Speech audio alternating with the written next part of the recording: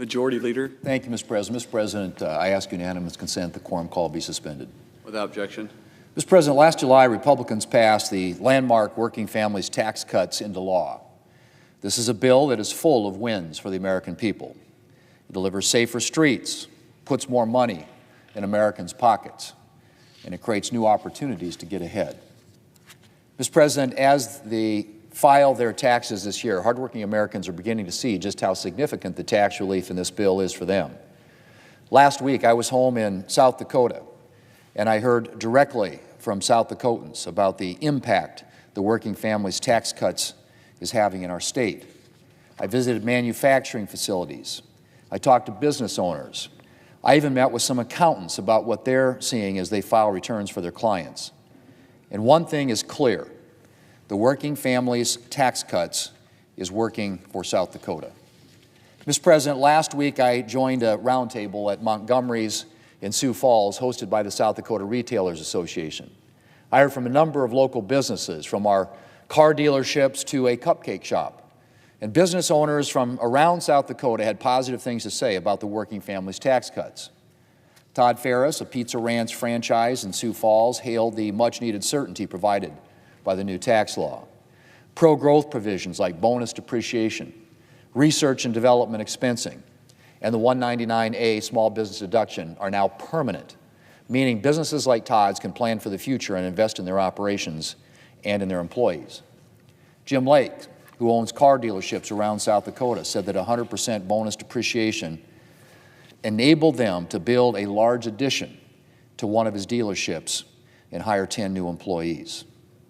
The owner of Harms Oil also talked about the significant investment from bonus depreciation that benefits South Dakota businesses and the communities they serve. And Paul Force from Agtegra Cooperative talked about how the 199A small business deduction is directly helping South Dakota farmers. He said his cooperative has opted to pass more than $100 million in 199A benefits directly to South Dakota farmers since the deduction was created in 2017.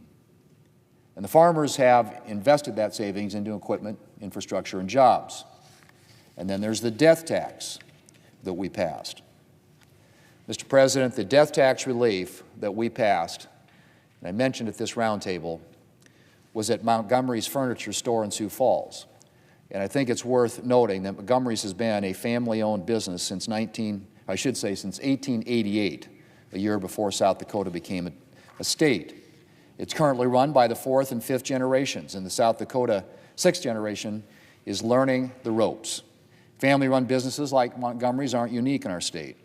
South Dakota is home to a number of family-owned businesses and family farms and ranches that have been passed down from one generation to the next.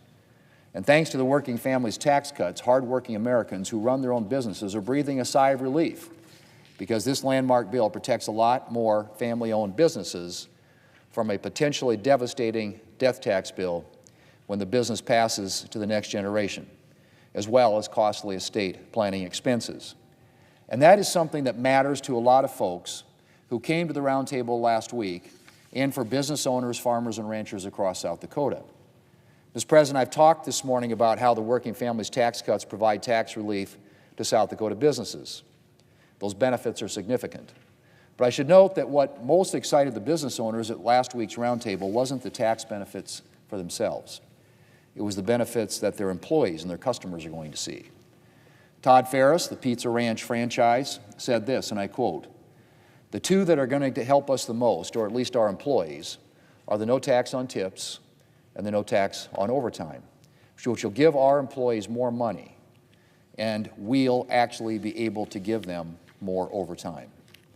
Melissa Johnson, who owns Oh My Cupcakes in Sioux Falls, said of her employees, and I quote, "With the no tax on tips and no tax on overtime, it has already resulted in my employees having higher tax refunds so that they can buy things they need for their families. My head chef just bought a baby crib because of her higher refund. It's really affected my team in positive ways," end quote. And Eric Sinclair, who owns Montgomery's, had this to say, and I quote, "Anytime the general consumer can get more back in their pockets with tax cuts, we hope that they come into our stores and maybe buy something nice for their home. make their surroundings even more beautiful, end quote. Mr. President, by all accounts, those bigger tax refunds are beginning to land in hardworking Americans' bank accounts. The IRS is reporting a significant increase in the average refund this year.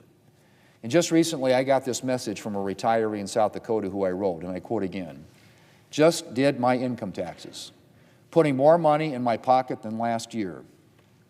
I am not a billionaire or a millionaire, or even a hundreds of thousandaire, just a retired senior citizen who appreciates that the middle class gets a break once in a while," end quote. Mr. President, that's what the Working Families Tax Cuts is all about. And whether you're a small business owner, a farmer, a rancher, or a senior citizen, or someone just trying to make ends meet and provide for your family, the Working Families Tax Cuts puts more money in your pocket, empowering Americans to spend, invest, and save their money how they see fit. And it's setting our country and the American people up for a much brighter future. Mr. President, I yield the floor, and I suggest the absence of quorum. Clerk, call the roll. Ms. Alsterbrooks.